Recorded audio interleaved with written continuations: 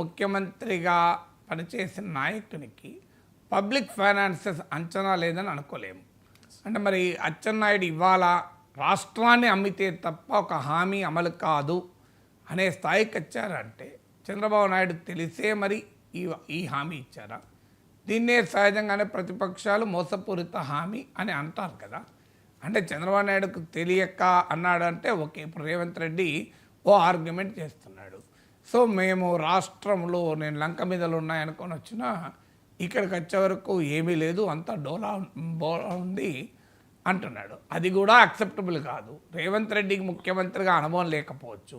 Congress party రాష్ట్రాన్ని పాలించిన party, పాలించకపోయినా ఒక రాజకీయ పార్టీకి కనీస అవగాహన లేకుండా హామీలు ఇవ్వడం అనేది ఇట్స్ ఎ క్రిమినల్ నెగ్లిజెన్స్ అవుతుంది. అందువల్ల మరి అందులో రేవంత్ రెడ్డి అన్న మొదటిసారి ముఖ్యమంత్రి బాధ్యతలు, చంద్రబాబు నాయుడు అయితే ఆయనకు రాజకీయాలు కొత్త కాదు, ముఖ్యమంత్రి పదవి కొత్త కాదు, 40 ఏళ్ళ చరిత్ర ఉన్న రాజకీయ నాయకుడు, అందులో జాతీయ రాజకీయాలనే చక్రం తిప్పిన నాయకుడు, రాష్ట్రంలో ముఖ్యమంత్రిగా పనిచేసిన నాయకుడు, ఉమ్మడి రాష్ట్రంలో చేసి విభజిత రాష్ట్రంలో చేసి విశేష అనుభవం కలిగిన నాయకుడు, తెలిసి అమలు చేయలేని, అమలుకు వీలు లేని, రాష్ట్రాన్ని అమ్మితే తప్ప అమలు చేయలేని హామీ ఎందుకు ఇచ్చారు?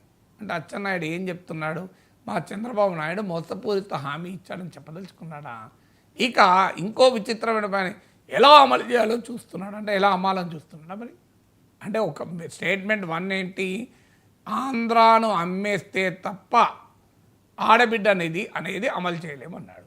కానీ ఎలా అమలు చేయాలో చంద్రబాబు నాయుడు ఆలోచిస్తున్నాడు. మరి ఎలా అమ్మాలని ఆలోచిస్తున్నట్లా? అమ్మకుండా అమలు చేయలేమని చెప్తున్న అచ్చెన్నాయుడు చంద్రబాబు నాయుడు అమలు గురించి ఆలోచిస్తున్నాడు. మీనింగ్ ఏంటి? ఎలా అమ్మాలని ఆలోచిస్తున్నాడు మీనింగ్ వస్తుంది. అంటే ఇంకా భారీగా అప్పులు చేసి అమలు చేయాలని చూస్తున్నారా అనే క్వశ్చన్ కూడా వస్తుంది. ఇప్పుడు సూపర్ 6 గురించి చర్చ వచ్చినప్పుడల్లా చంద్రబాబు నాయుడు ఏం చెప్పాడు? జగన్మోహన్ రెడ్డి సంక్షేమ పథకాలే రాష్ట్రాన్ని దివాలా తీస్తున్నాయని తెలుగుదేశం చెప్తోంది కదా. మళ్ళీ మీరు అంతకన్నా రివైజ్డ్ అండ్ ఎన్లార్జ్ ఎడిషన్ ఎలా ఇస్తున్నారు అంటే జగన్మోహన్ రెడ్డికి ఏమీ తెలియదు. ఆయన దోచిపెట్టుకున్నాడు తప్ప మేము సంపద సృష్టిస్తాం, సంపద సృష్టి చంద్రబాబు నాయుడు బ్రాండ్, సో సంపదను సృష్టించి పంచుతామన్నాడు. ఇప్పుడేమో అమ్మేస్తే తప్ప అమలు చేయలేమంటున్నాడు. సంపద సృష్టించి అమలు చేస్తానన్న చంద్రబాబు నాయుడు, ఆయన మంత్రి సీనియర్ నాయకుడు అచ్చెన్నాయుడు మరి సంపద సృష్టించడం చంద్రబాబు నాయుడు సాధ్యమైతలేదని చెప్పదలుచుకున్నాడా? అంటే చంద్రబాబు నాయుడుకి సంపద సృష్టించడం చేత కాదని చెప్పదలుచుకున్నాడా? అంటే అమ్మితే తప్ప సాధ్యం కాదంటున్నాడు. అంటే అర్థం ఏంటి?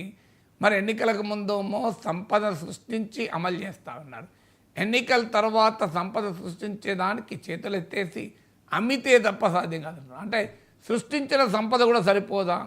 మరి అలాంటి భయంకర